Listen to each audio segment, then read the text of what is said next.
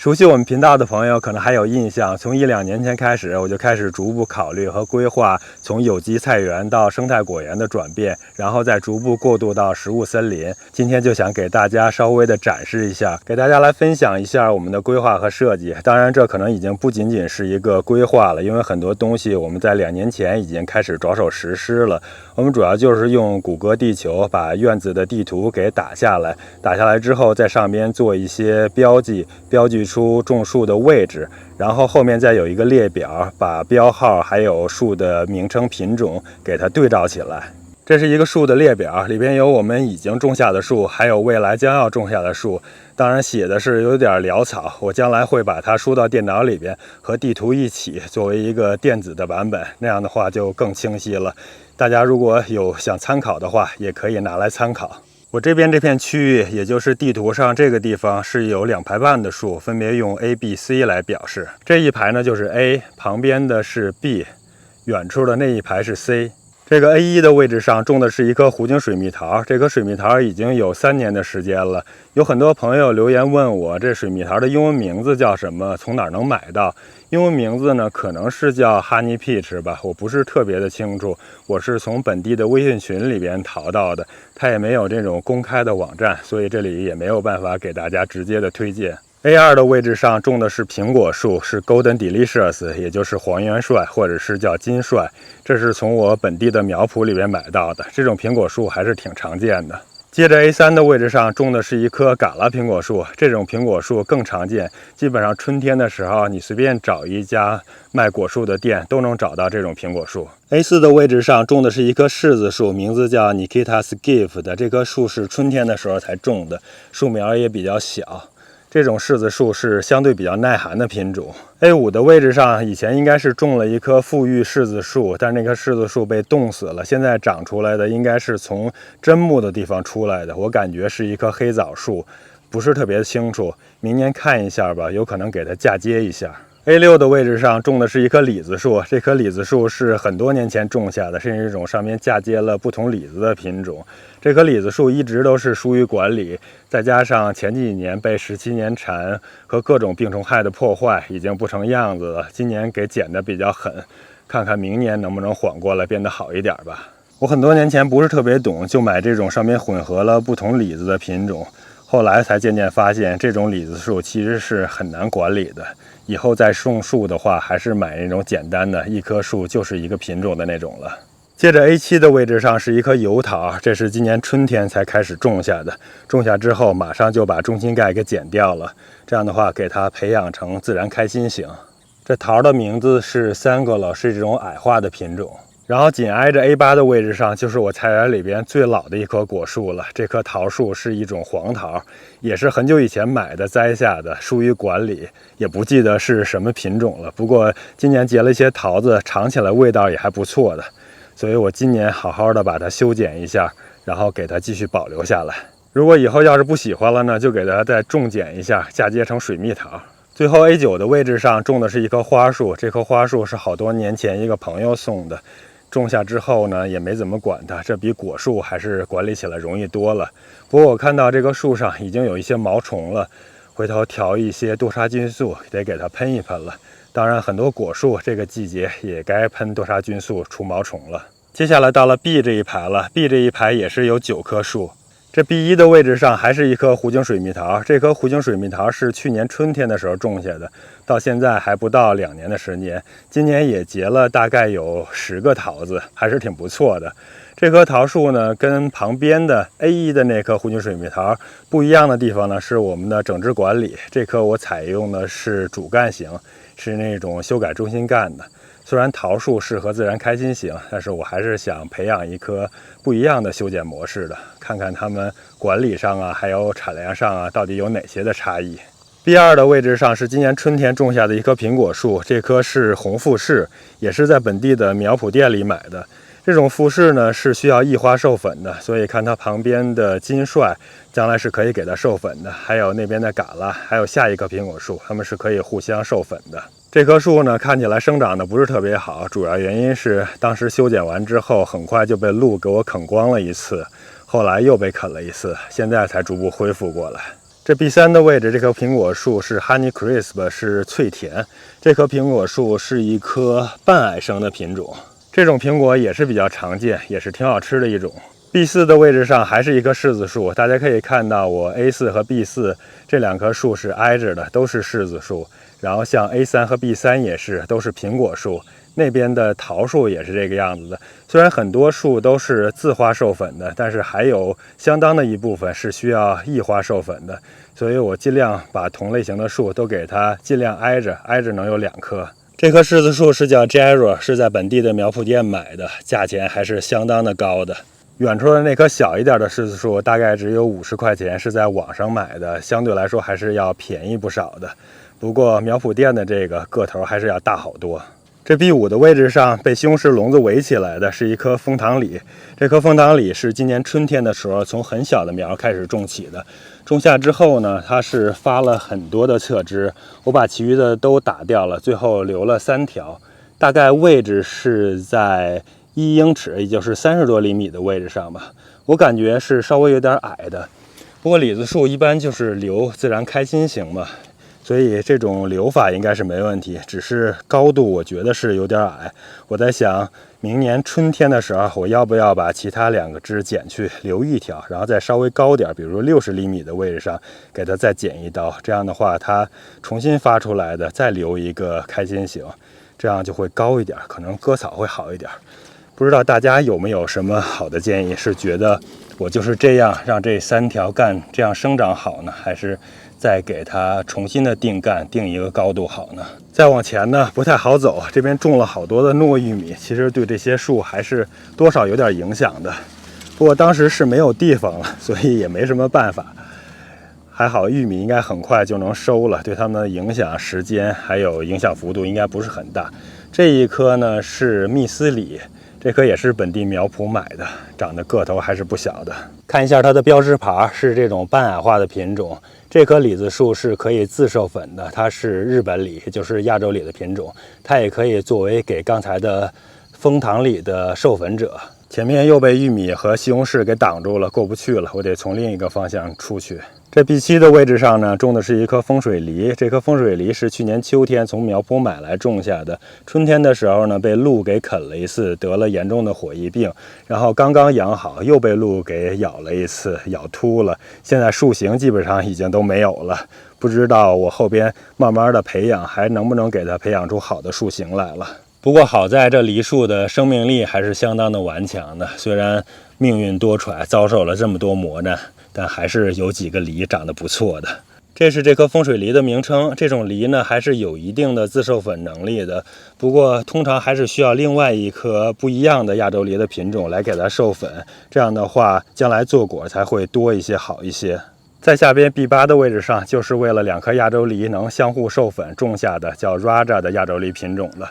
前几天摘了一次，2个小朋友都还是挺喜欢的，皮儿挺薄的，味道也挺好吃的，挺甜。这是它的名称 Raja， 这是明确要求需要有另外一棵不同的亚洲梨来给它授粉的。看这梨色泽还是不错的，看起来就是这种皮儿薄汁甜的品种。这棵梨树的命运和刚才的那一棵差不多，也是火疫病外加2次鹿的啃咬，不过它的长势比刚才的那个还要好一点，起码树形还在。真是那些鹿太喜欢梨树啊、苹果树啊，所以大家要是种梨树、苹果树的话，千万要注意好保护，一不小心就被鹿给啃秃啃没了。最后 B9 的位置上是一棵已经长成了的花椒树，这棵花椒树上边每年都是挂好多的花椒的。其实当年我种了2棵花椒树，有一棵长得相对小点，这棵已经长很大了。后来觉得1棵就足够了，这上面的花椒摘下来已经够我们1年，甚至1年都吃不了了。这就是那棵小一点的花椒树，是种在拐角的地方的。这棵花椒树我给它标成了 M1，M 就是这种在我菜园里边不是那么重要，也不是成批种植的，而且有可能将来会给它移除掉的。接下来是 C 的这一排，这一排只有3棵树，所以介绍起来会更容易一些。离我们最近的这一棵是一棵蟠桃树，它的名字叫 Sweet Cap Donut Peach。这种蟠桃呢，在桃子里边还是属于相当甜的，应该是理论上比黄桃啊，还有白桃啊都要甜多了。不过蟠桃的一个特点就是它可能很容易裂果，种起来相对来说要比白桃和黄桃可能难度要稍微高一点。绝大多数的桃树品种呢都是有自授粉的能力的，而且像桃树这种自授粉结果能力还是挺不错的。我这边把3棵桃树种在一起，主要是为了管理起来方便，当然从授粉角度看也有一定的优势的。这 C2 的位置上呢是一棵中国杏树，杏树在我这地方种起来还是比较难的。它的一个难点不在于种植本身，而是在于杏树在春天的时候开花过早，它通常会在其他树前花就已经开了。而这地方呢，春天又比较偏冷，会有倒春寒，所以杏树是100%一定会经受倒春寒的。这倒春寒一来呢，就会把这些花啊，或者是结出来的小杏啊，完全给冻死，然后就导致没有收获了。其实我问了一些农场，他们也是经常是遭受这种损失的，所以还是挺有挑战的。C3 位置上的这棵杏树叫 Tom Cod， 这棵杏树是和刚才的那棵杏树成对出现的，也是为了授粉的目的。接着就是我地图上标记 P 的位置， P 就是指盆栽，我这个地方有 P1 到 P4， 然后这里还有 P5、P6。这 P1 的位置上呢是一棵黑莓叫 Triple Crown， 这棵黑莓前一阵子被大风给刮倒了，试着扶了一下，扶不起来，看来只能等修剪完枝叶之后再重新给它扶起来了。后边 P2、P3、P4 是3棵盆栽的蓝莓，其中 P2 是 Early Blue。这个品种的蓝莓对酮剂是特别的敏感，当初不小心给它喷了一点酮剂除真菌，结果叶片都已经干枯了，不知道还能不能缓得过来了。我其实试了下其他品种的，就是我这个地方其他品种的蓝莓对酮剂是没有这么敏感的。P5、P6 呢，就是这2棵盆栽的飓风葡萄了，这一棵稍微大一点，另外一棵还是挺小的。现在到了 D 这个区域了， D 这区域最明显的4棵树，从右边到左边是第1、第2、第3、第4，是4棵香椿树。香椿树的旁边的这2棵是同样品种的山楂树，它的名字叫 Big Golden Star， 应该叫大金星吧。然后就是去年秋天种下的这一棵桑树了，当初被鹿给啃光了，现在又已经长出来，恢复长势了。这是它的名字，叫 Illinois Everbearing Mulberry， 它是可以自授粉的。刚才我们提到了 M1 是那棵小的花椒树，而且 M 是那种可有可无，可能将来要被替换掉的。这旁边呢是 M2， 这是一棵亚洲梨树，但是已经光秃了，下边还有一些小的重新滋出来的枝，也许将来还能长起来，我再嫁接一下吧。这棵梨树呢，也是因为前几年没有经验，施肥比较多，有一次施错肥了，把19、19、19的肥当成了10、10，所以不小心给烧死了，还是挺可惜的。本来它已经能结很多的亚洲梨了。所以说呢，吃一堑长一智吧。自从那个事件之后呢，我以后每次在给果树施肥的时候，都是特别的小心的。这边这2颗酿酒葡萄，右边标记成了 M3， 左边标记成了 M4。这2颗葡萄呢，也是2颗我不太想要的品种。这2个葡萄常年受真菌病的困扰，很难治好。我其实呢，基本上已经不怎么管它了嘛，就让它们自生自灭。但是每年还是能生大量的葡萄的，只不过上边的葡萄品质不是特别好，有好多受真菌感染烂掉的。要想摘下来酿酒的话，还得好好的挑一挑才行。我打算今年冬剪的时候给它剪得稍微狠一点，然后再好好的治疗一下真菌。如果明年还是这个状况的话，我就把它砍掉不要了。这边这一片呢，就是地图上标记成 R 的区域了，主要是有6棵蓝莓树和2棵无花果树。这是第1棵蓝莓树，它的名字叫 Patriot。这第2棵的蓝莓树，它的标签丢了，忘记叫什么名字了，可能是叫 Blue Ray 或者 Blue Jay 吧。这第3棵又是对酮剂相当敏感，已经光秃噜的，叫 Early Blue。第4棵是叫 Spartan， 就是这一棵。第5棵是叫 Chandler， 这是 R6， 第6棵叫 Elliot。后边 R7、R8 是2棵无花果，名字叫 Chicago Hardy。虽然它的名字里边带有 Hardy， 但是其实并没有那么耐寒。冬天的时候，如果不给它进行额外的保护，那地面上的部分还是很容易会被冻死掉的。不过无花果呢，一个特别大的优势就是它的生长能力特别强，即便上边被冻死了，春天的时候也会重新从根部发出芽来，再重新生长起来的。看看我这一棵就是春天从根部重新生长出来的。接着我们是进入到了菜园里边，主要来看 V、W、J 和 E 这4个区域。这 VW 呢，其实就是这一排，我前边 V1 到 V6是因为种了葡萄，前4颗是尼亚加拉葡萄，后边的2颗是埃因塞特的葡萄。这4颗都是春天的时候从 Costco 买的，买完之后种下的。这其中有一颗尼亚加拉呢，还是结了2串葡萄的。这种适合本地生长的葡萄还是相当不错的，不仅容易种，当年就能结果，第2年就能有不错的收获。这最后一颗葡萄 V6 的后边就是 W1 到 W7 的7个空位了，其中 W1 和 W2 我打算种2颗软枣猕猴桃，也就是 Hardy Kiwi。然后 W3、W4 呢，我打算种2颗黑莓，也就是我盆栽的那个品种 Triple Crown。后边 W5、W6、W7 还有3个空位，我还没有想好种什么。大家如果有什么推荐的品种，可以留言建议一下。我这个位置大概2个中间是有8 feet 8英尺的距离，看看种什么会更合适一些呢。VW 看完了，就到了 J 的这一排了。之所以叫 J， 就是主珠比这一排的9棵全都是枣树。这一棵是梨枣，这一棵是狼枣，这一棵是 GA866， 这棵又是梨枣，又是一棵 GA866。这5棵枣呢，都是今年春天从 Trees of Antiquity 网站上买的，然后种下来的，长势还都是挺不错的，还是开了不少的花的，就是不知道能不能真的做出果实。我之所以把它们都种在一排，并且是混着种呢，就是让它们方便异花授粉。这 G6 呢是一颗冬枣，也是微信群里面淘的，今年春天种下的。这颗枣的枣苗本身就比较小，而且后来又被鹿给啃了一次，